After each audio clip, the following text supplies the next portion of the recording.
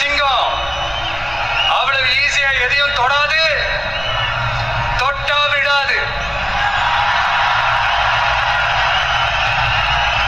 காட்டோட 4 பக்கமும் marking my டெரிட்டரின்னு தன்னுடைய பவுண்டரியை தானே வகுக்கும். அப்படிதான் காட்டியை தன்னோட கண்ட்ரோல்ல வச்சிருக்கும். சிங்கத்துக்கு கூட்டத்தோட இருக்கிறதுக்கும் தெரியும், தனியா இருக்கிறதுக்கும் தெரியும். அப்படியே தனியா வரணும்னு நினைச்சாலும் அஞ்சாம அலட்டிக்காம சும்மா கெத்தா தனியா வந்து அத்தனை பேருக்கும் தண்ணி காட்டும். எப்போ எதிரையும் தன்னோட தனித்தன்மை இழக்கவே இழக்காது. Yes, a lion is always a lion.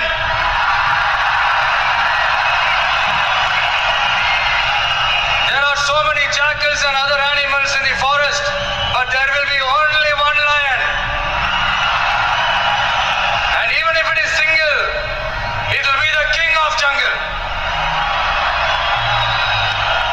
It is not only a description but also a clear declaration. சிங்கத்தை பத்தி பேசிட்டு நம்ம சிங்க குட்டிகளையும் சிங்க பெண்களையும் பத்தி நம்ம பேசாம இருக்க முடியுமா? அவங்களை எப்படி நான் மறப்பேன்? அவங்க தான் என்னுடைய உயிராச்சு, என் நெஞ்சில் குடியிருக்கும்.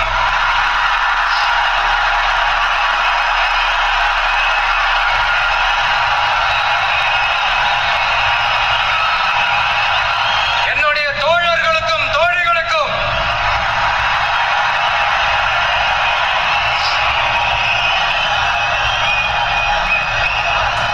நேர்ல வர முடியாத சூழல்ல வீட்டுல இருந்துகிட்டே நம்மளுடைய இந்த மாநாட்டுல நேரலை வாயிலாக கலந்துகிட்டு இருக்கிற என்னுடைய அம்மாக்கள், அக்கா தங்கைகள், அண்ணன் தம்பிகள், நண்பர்கள் அனைவருக்கும் என்னோட உயிர் வணக்கம். என்னோட உயிர் வணக்கம். என்னோட உயிர் வணக்கம்.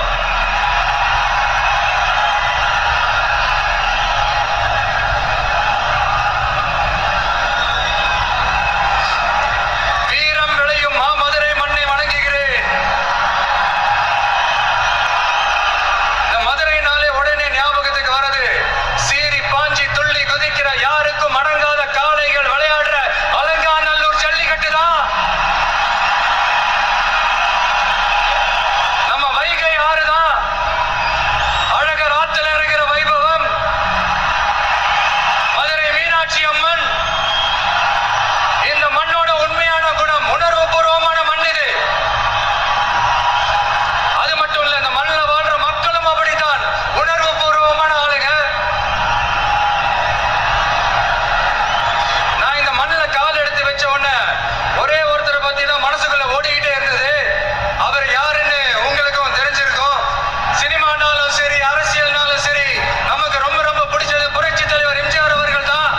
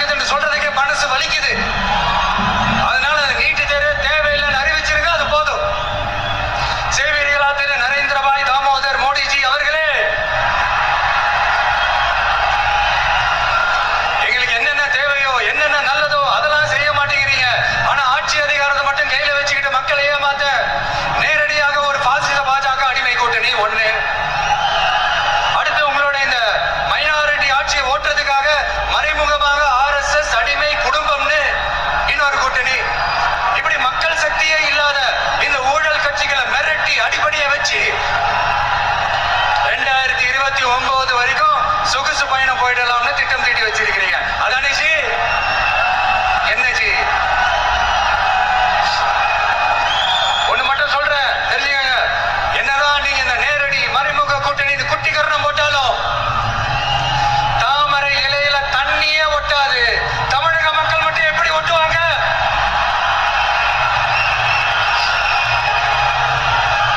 இங்க ஒரு எம்பி சீட்டு கூட தரலன்றதுக்காக தமிழ்நாட்டுக்கும் தமிழ்நாட்டு மக்களுக்கும் எதுவுமே செய்யாம ஓரவஞ்சனை செய்யுது இந்த ஒன்றிய பாஜக அரசு.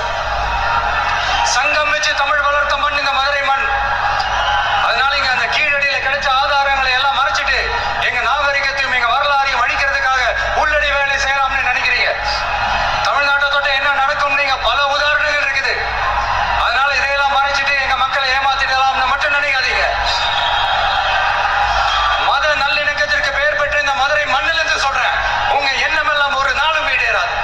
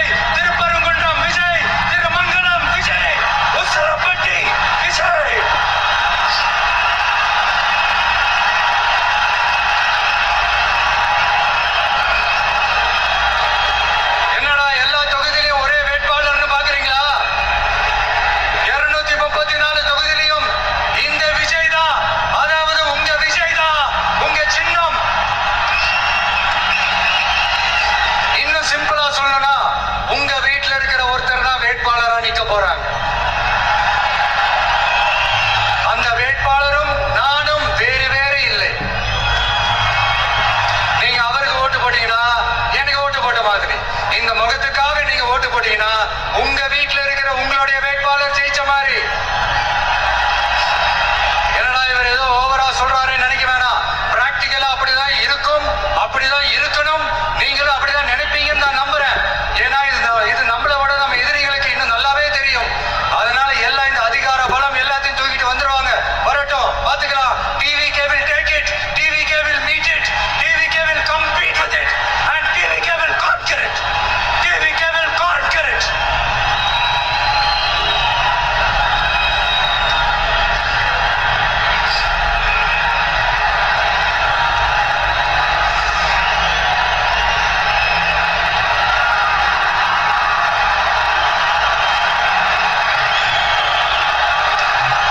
இந்த நேரத்துல நம்ம மனசுல இருக்கிறத மக்கள் கிட்ட சொல்லி ஆகணும். தூத்துக்குடி ஸ்னோலினோட அம்மா என்ன அவங்களோட தம்பி, இன்னும் அவங்க பொண்ணுக்கு நான் தாய் மாமன்னு சொன்னாங்க. அந்த அக்காவோட குழந்தைக்கு மட்டும் இல்லைங்க, என்ன அண்ணனா தம்பியா நினைக்கிற தமிழ்நாட்டில் இருக்கிற என்னோட எல்லா சகோதரிகளின் குழந்தைகளுக்கும் நான் இன்னைக்கு மட்டும் இல்ல, என்னைக்குமே ஒரு தாய் மாமனா தான் இருப்பேன்.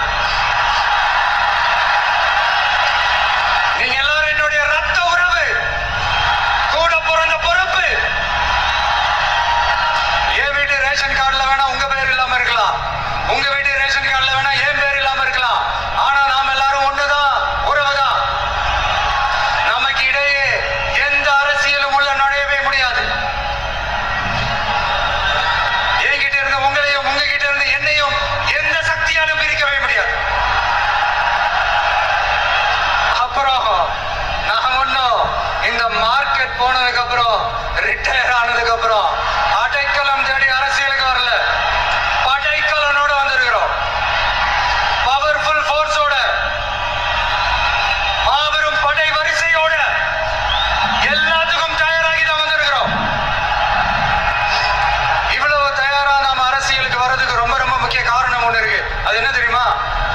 நன்றி கடன், நன்றி கடன், நன்றி கடன்.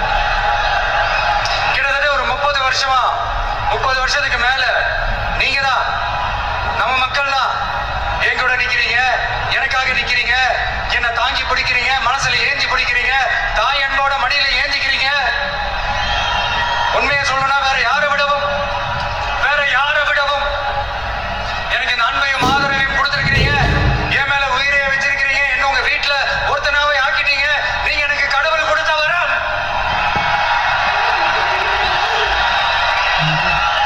உலகம் பூரா நமக்காக நம்ம கூட நிக்கிற நம்ம மக்களை நான் எப்படி மறப்பேன்? நான் என் லைஃப்ல ரொம்ப உயிரா நினைக்கிறது பெண்களை, குழந்தைகளை, இளைஞர்களை, உழைக்கிற மக்களை தான். இவங்க தான் நம்மளோட வகைரா. இத பார்த்துதான் நம்மளோட எதிரிகளுக்கு பத்தி எரியுது. அதுக்காக நாம என்ன செய்ய முடியும்?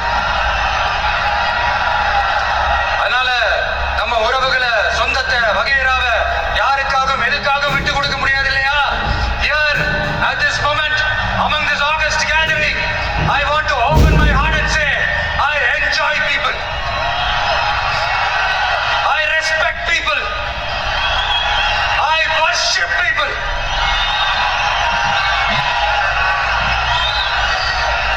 சரிப்பா, இவ்வளவு செஞ்ச நாம மக்களுக்கு நன்றி கடனா உன்னால முழுமையா செலுத்த முடியுமான்னு கேட்டா சத்தியமா சொல்றேன், என்னால முடியாதுதான். இன்னும் எத்தனை ஜென்மம் எடுத்தாலும் அந்த நன்றி கடனை என்னால தீர்க்கவே முடியாது. அப்புறம் என்ன மானாவ கடை நீ வந்திருக்க அதானே கேக்குறீங்க? மைண்ட் வாய்ஸ் கேட்ட மாதிரி. வாழ்நாள் முழுக்க நம்ம மக்களுக்காக ஆதரவா துணையா நிக்கிறத தவிர, அவங்களுக்காக உழைக்கிறத தவிர எனக்கு வேற எந்த எண்ணமும் இல்லை. எனக்கு இப்ப வேற வேலையும் இல்லை. இனிமே எனக்கு இதான் என் வேலையே, என் கடன் இனி என் மக்களுக்கு பணி செய்து கிடப்பது. இப்படியா ஹார்ட் டு ஹார்ட் யதார்த்தமா பேசிய பழகிட்டோம். இதுக்கு மேலேயும் எனக்கும் மக்களுக்கும் இடையே இருக்கிற அந்த உறவை பத்தி நான் பேச ஆரம்பிச்சேன்னா ஒரு மாதிரி எமோஷனல் ஆயிடுவேன். அப்புறம் அதை கண்ட்ரோல் பண்றது ரொம்ப கஷ்டம். அதனால என்ன மனசார நேசிக்கிற நம்ம மக்களுக்கு ஒன்றே ஒண்ணு சொல்றேன், இந்த விஜய் உங்க விஜய், உங்களுக்கான விஜய், உங்களுக்காக மட்டுமே இருக்கிற விஜய். உங்க கூட நிக்க, உங்களுக்காக நிக்க, உண்மையா நிக்க, உணர்வோட நிக்க, உறுதியா நிக்க, உங்க கூட பேச, உங்களுக்காக பேச, உண்மையா பேச, உணர்வோட பேச, உறுதியா பேச,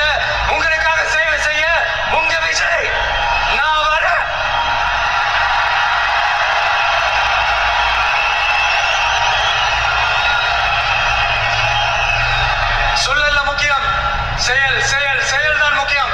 செய்கை தான் சும்மா சிறப்பா இருக்கணும். ஆட்சிக்கு வந்த நான் சும்மா அது செய்வேன் இது செய்வேன் நல்லது செய்வேன் உருட்டுவேன் புரட்டுவேன் அதெல்லாம் கிடையாது. செய்யறதுக்கு நல்லது செய்யறதுக்கு மட்டும்தான் இந்த விஜய். அப்புறம் ஒரு அரசியல் தலைவன் அவன் சினிமாக்காரனா நல்லவனா கெட்டவனா இதெல்லாம் தாண்டி அவன் உண்மையானவனா, அதுதான் ரொம்ப ரொம்ப முக்கியம். இது சம்பந்தமா ஒரு குட்டி கதை ஒண்ணு சொல்றேன். ஒரு நாட்டுல ஒரு ராஜா தனக்கு பக்கபலமா இருக்கிறதுக்காக கூட துணையா இருக்கிறதுக்காக ஒரு தளபதியை தேடுறாரு. சரியான தகுதிகளோட ஒரு 10 பேர் செலக்ட் ஆகுறாங்க. ஆனா அதுல ஒருத்தர் மட்டும் தான் செலக்ட் பண்ணணும். அதனால அந்த ராஜா என்ன பண்றாருன்னா ஒரு டெஸ்ட் வைக்கிறாரு. அந்த 10 பேர் கையிலையும் விதை நெல்ல கொடுத்து இதை நல்லா வளர்த்து கொண்டு வாங்க, ஒரு 3 மாசம் கழிச்சு வாங்கன்னு சொல்லி அனுப்பி வச்சிடுறாரு. 3 மாசம் கழிச்சு வரும்போது அதுல ஒருத்தர் ஆளு உயரத்துக்கு வளர்த்திருந்தாரு, ஒருத்தர் தோல் உயரத்துக்கு வளர்த்திருந்தாரு. அதுல ஒரு 9 பேரும் நல்லா வளர்த்து கொண்டு வந்திருந்தாங்க.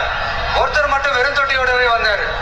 என்னன்னு கேட்டதுக்கு நானும் தண்ணி ஊத்தி பாக்குறேன், உரம் வச்சு பாக்குறேன், வளரவே மாட்டேங்குது ராஜா, என்ன பண்றதுன்னு தெரியலன்னு சொன்னதுக்கு ராஜா அவரை கட்டி அணைச்சிக்கிட்டு இனிமே நீதான் என்னுடைய தளபதி, எல்லா அதிகாரமும் உனக்குதான் சொன்னாரு. ஏன்னா அந்த 10 பேர் கையிலையும் ராஜா கொடுத்தது அவித்த விதைகள், அது முளைக்கவே முளைக்காது.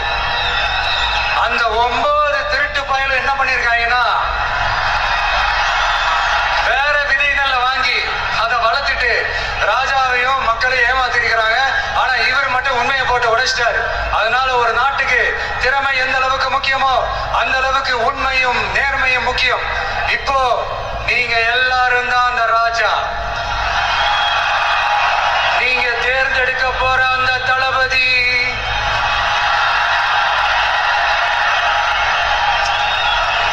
சும்மா சினிமாக்காரன். அம்பேத்கர் அவர்களை தோக்கடிச்சது சினிமாக்காரன் இல்ல, அரசியல்வாதி. காமராஜர் அவர்களை தோக்கடிச்சது இங்க விருதுநகர் பகுதியில தோக்கடிச்சது சினிமாக்காரன் இல்ல, இன்னொரு அரசியல்வாதி. இன்னைக்கும் நம்ம கூட வாழ்ந்துட்டு இருக்கிற நல்ல கண்ணு ஐயாவை தோக்கடிச்சது சினிமாக்காரன் இல்ல, அரசியல்வாதி. இப்படிப்பட்ட நல்ல நல்ல தலைவர்களை எதிர்த்து நின்று தோக்கடிக்கணும்னு அந்த எண்ணத்தை உருவாக்குனது சினிமாக்காரன் இல்ல, அரசியல்வாதி. அதனால எல்லா அரசியல்வாதியும் அறிவாளியும் கிடையாது, எல்லா சினிமாக்காரனும் முட்டாளும் கிடையாது.